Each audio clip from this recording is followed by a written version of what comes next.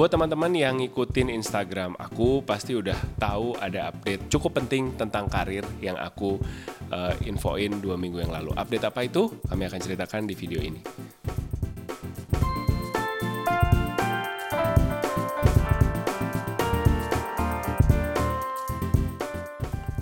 Hai guys, welcome back to our channel. Kembali lagi dengan gue Samuel dan ini istri gue Claudia. Kami pasangan suami istri kantoran dalam perjalanan memaknai financial independence. Di channel ini kalian akan temukan video-video seputar karir, keuangan, adulting, dan topik-topik menarik lainnya. Jadi kalau kalian suka apa yang ada di channel ini, jangan lupa untuk subscribe dan turn on notification supaya YouTube bisa kasih tahu kalian kapan ada video lagi dari kami.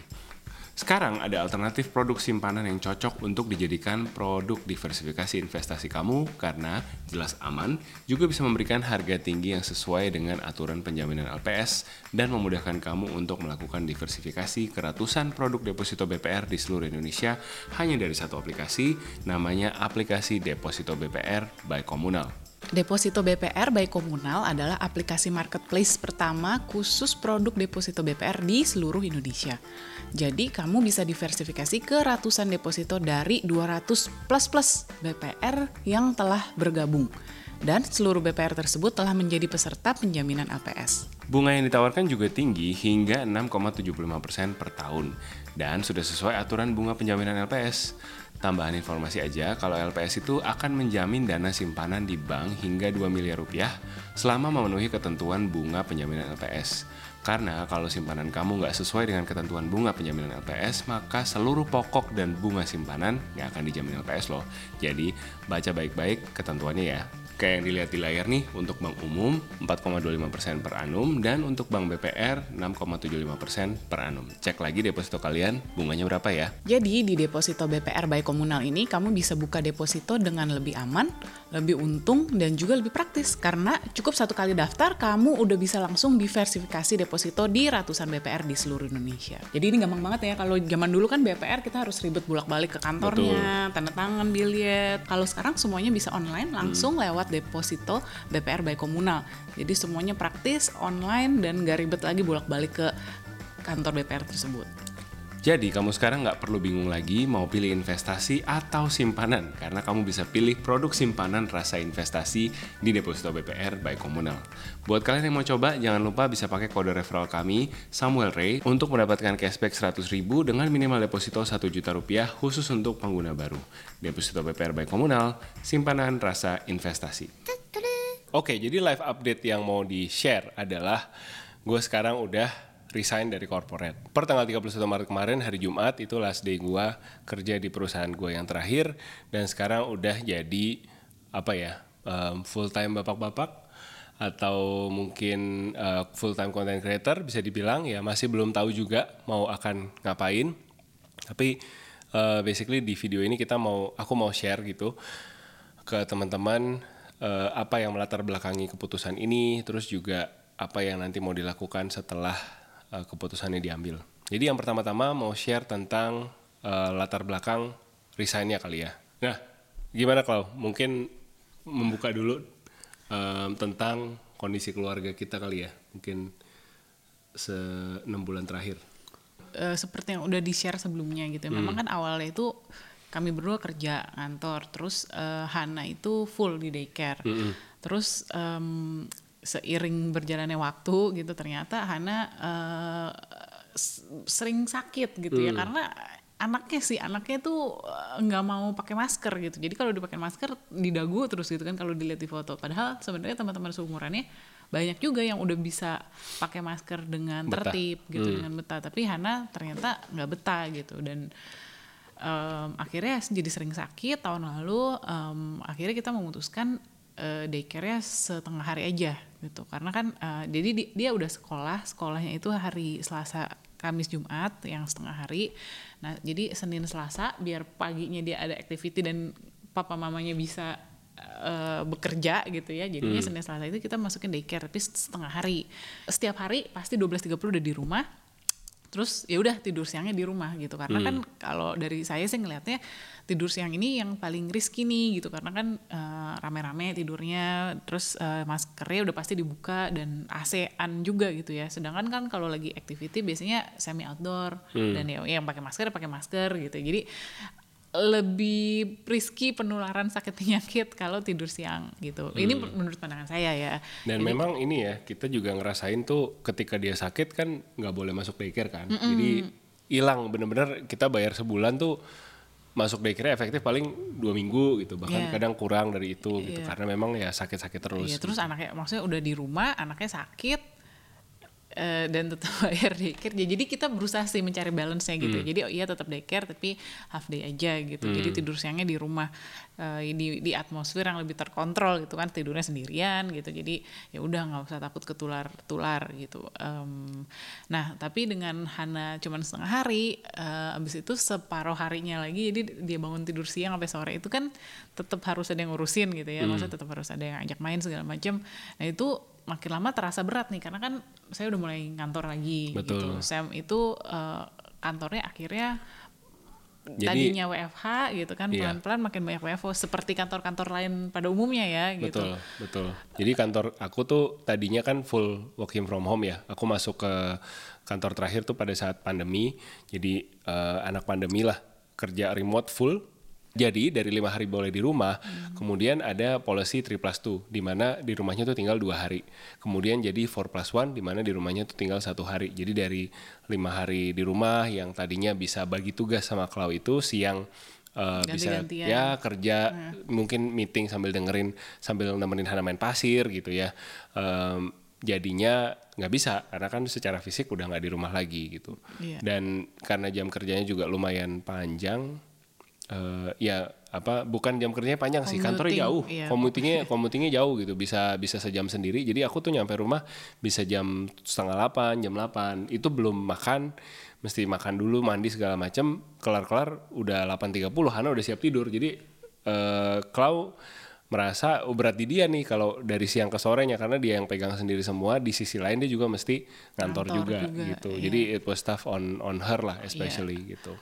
Dan waktu itu juga kita nggak ada yang bantu ya gitu. Jadi di tengah-tengah ngurusin Hana ya harus masak makan malam juga gitu ya. Terus ya beberes rumah juga, vakum, ngepel, ganti spray ya dan lain sebagainya gitu. Akhirnya makin lama sih merasa kayak aduh ini kalau kayak gini terus nggak sanggup nih. Tapi kalau Hana full daycare lagi juga ya anaknya belum siap gitu karena copot-copot terus kan maskernya gitu. Jadi kayaknya kita harus cari solusi lain gitu. Terus cari mbak yang pulang hari gitu ya, bisa datang siang, jadi jam 1 sampai jam 6, jadi at least bisa bantu beberes, terus bantu temenin Hana main gitu, sementara saya masih kerja gitu kan. Kan kalau jam di atas jam 5, jam 6 udah mulai sepi kantor gitu, udah mulai bisa sopin Hana dan handover. Itu juga akhirnya kita coba gitu, tapi iya ternyata masih susah juga gitu ya, karena ya kan kalau mbak pulang hari kadang-kadang juga bisa nggak masuk gitu kan. Terus ya itu kadang-kadang sampai malamnya itu sampai malam kantor kan kita nggak bisa selalu kontrol gitu. Kita mau ideal jam 5 tutup laptop, tidak bisa selalu seperti itu. Kadang-kadang ada meeting penting, ada report yang aduh besok mesti presentasi masih belum selesai gitu. Jadi kayaknya nggak bisa deh gitu kalau misalkan seperti ini gitu. Ya udah akhirnya kita coba ngomongin dan akhirnya Sam juga karena 4+1 dan akhirnya harus full WFO itu sih ya yang bikin berat gitu. Akhirnya Sam memutuskan untuk Sam aja nih yang sabbatical. Kenapa? Karena kan tadi ya kerjaannya Sam yang harus full WFO, kerjaan saya sementara masih full WFH gitu ya. Lalu juga Sam yang banyak punya side project, tulis buku yang belum beres-beres, mau ngeblog, dan ya dari personal juga mulai merasa nggak sehat gitu ya, karena udah hampir nggak pernah olahraga 6 bulan terakhir sejak Hana sakit-sakitan dan saya balik kantor, terus akhirnya Hana daycare setengah hari. Jadi udah banyak yang terbengkalai gitu lah ya, mungkin dari sisi personal dan family gitu. Jadi ya udah, ya walaupun ragu-ragu ya tentunya kan, maksudnya kita kan selama 12 tahun ini terus kantoran gitu ya berdua.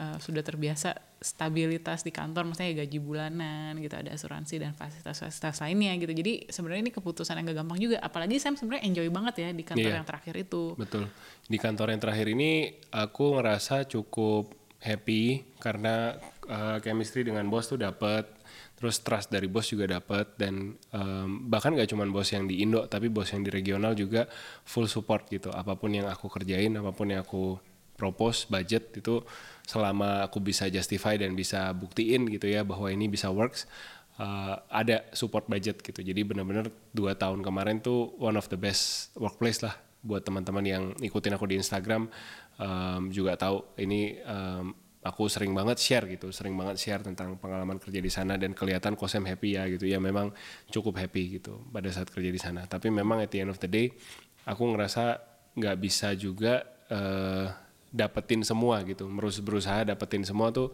susah gitu ya, apalagi kami pun di rumah support sistemnya ya kami aja gitu. Jadi ya kalau nggak aku yang nanggung beban apapun itu ya Klau gitu. Jadi akhirnya daripada udah deh, ini daripada hubungan kita falling apart, daripada komunikasi kita kurang enak gitu ya sebagai suami istri, mendingan dah kita fokus ke apa yang penting aja ya at the end of the day yang penting keluarga gitu kan. Nggak ada yang bisa gantiin keluarga gitu kan. Si Klau ini cuma satu gitu kan, kalau sampai amit-amit resign ya nggak ada gitu kan Klau yang lain gitu. Jadi itu yang buat aku akhirnya meskipun berat gitu ya, aku ambil keputusan untuk cabut. Selain ini faktor WFH juga mungkin kalau aku ngelihatnya ini sesuatu yang Klau tuh ada rasa penasaran gitu ya sama company ini. It's a European company, it's a FMCG business yang Klau juga tadinya backgroundnya dari FMCG tapi belum pernah dapat produk seperti yang dia pegang sekarang. Lebih dekat ke ibu-ibu gitu ya, lebih dekat ke keluarga produknya. Jadi it's something that aku rasa ada idealismenya dia juga lah ya di sini ya. Jadi mungkin dia bisa lebih cerita nanti. Tapi aku ngelihatnya gantian lah gitu. Kemarin udah dianya resign pas pandemi, terus support YouTube, nongol di YouTube gitu kan sekarang gitu ya. Bahkan sampai sekarang pun masih. Ya udah gantian akunya yang ada di balik layar sekarang untuk support keluarga gitu. Jadi Sam resign itu sebenarnya bukan karena udah malas kerja sih ya, bukan karena udah malas kerja ataupun karena sudah kaya raya. Ada rasa capek sih sebenarnya ya, tapi nanti gue sharing deh. Iya, jadi lebih karena ke dinamika di keluarga aja sih, yang kayaknya butuh Sam untuk agak step back gitu ya, karena kerjaan yang sekarang sudah require Sam untuk full WFO itu gitu. Ya ada rasa sebenarnya malas kerja, malas nggak ya gitu. Cuman lebih kayak malas-malas normal gitu ya. Maksudnya kan semua orang pasti. Iya. Ada sedikit idealisme gitu loh. Kepingin bisa memilih pekerjaan yang aku sukai gitu. Memang dari dulu orangnya agak pilih-pilih kerjaan. Makanya teman-teman lihat kan CV-ku begitu kan, belang-belang gitu. Setahun 2 tahun pindah.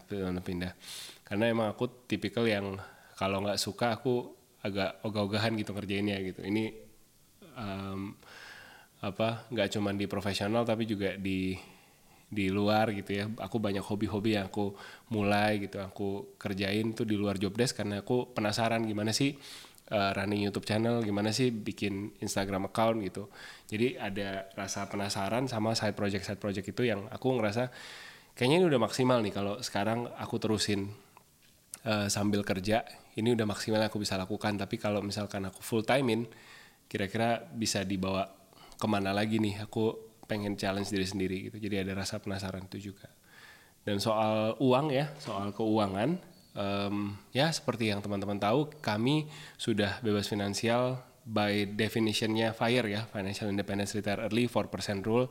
Teman-teman bisa baca-baca atau nonton video-video kami tentang 4% Rule. By on paper, kami sudah bebas finansial. Jadi sebenarnya kalau misalkan kami mau bertahan nih dengan pengeluaran biaya hidup yang sekarang for the rest of our life sampai kami tutup usia nanti, segitu-gitu aja gitu ya pengeluarannya, kami nggak perlu kerja lagi sebenarnya. Teorinya gitu. Jadi kami cukup makan dari uang yang udah kami kumpulin selama ini gitu. Secara teori uangnya nggak akan pernah habis karena investasinya akan menggulung terus dan kami hanya pakai sedikit untuk hidup, kira-kira gitu. Tapi jadi kami ngetes juga gitu, apakah memang sudah cukup gitu ya angka yang kami set up untuk kami bilang financial independence ini. Tapi kan tentu ada banyak faktor yang kami belum bisa kunci gitu ya, kami belum bisa tahu persis, kayak misalkan sekolah Hana nanti dia memerlukan style pendidikan yang seperti apa gitu. Syukur-syukur dia akademisnya bagus, masukin sekolah yang swasta yang akademis yang murah meriah gitu ya. Kita masih belum tahu, tergantung dari pendidikan Hana, dan mungkin nanti kebutuhan-kebutuhan lain di hari tua gitu. Jadi nanti ya kita sambil latihan lah, sabbatical ini tuh latihan. Gimana sih rasanya nggak punya income tetap, baik secara psikis maupun secara kantong dan habit sehari-hari gitu. Apakah bisa tetap mempertahankan disiplin dan bisa tetap produktif gitu. Kalau udah kebiasaan kerja terus kayak di rumah nggak ada KPI, nggak ada bos yang nyariin, nggak ada kerjaan maksudnya yang dari orang gitu ya. Oke, ini kerjaan ini kan berarti kan kita harus cari kesibukan sendiri nih. Maksudnya kan kita harus pinter-pinter bikin goal dan target baru sendiri ya. Karena kalau misalkan nggak ngapa-ngapain kan justru itu bahaya ya gitu. Ntar kalau bengong-bengong tahu-taunya ada paket datang belanja gitu, maksudnya scrolling tahu-taunya belanja gitu atau enggak ya, jadi ya melakukan hal-hal yang kurang produktif lah ya intinya. Nah itu kan juga sebenarnya kita harus memastikan bahwa kita juga ada disiplin sendiri gitu ya untuk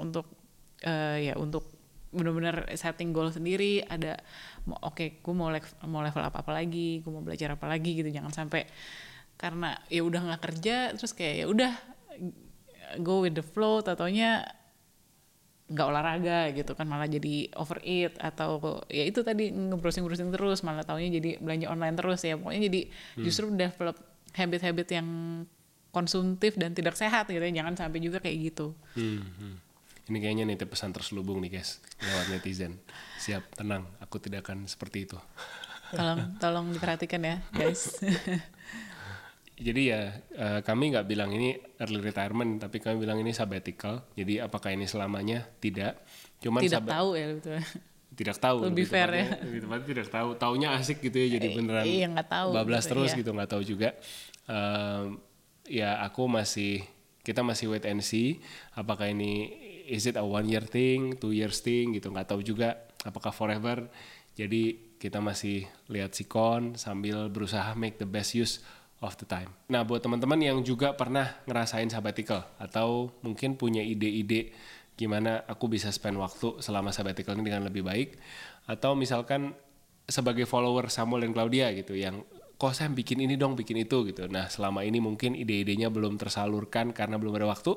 Feel free untuk share di komen di bawah. Kalian punya ide apa buat kami berdua, buat aku khususnya, yang bisa ngebantu kalian growing juga dan bisa ngebantu aku juga to keep disiplin and to have activity during this sabbatical time, to be productive gitu. Jadi ideas are welcome, silakan di share di comment box di bawah.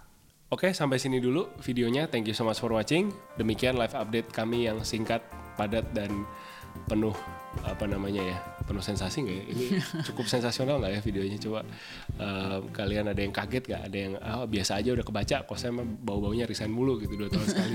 Mungkin boleh share juga pandangan kalian di bawah. See you guys on the next video. Take care and stay healthy. Bye bye.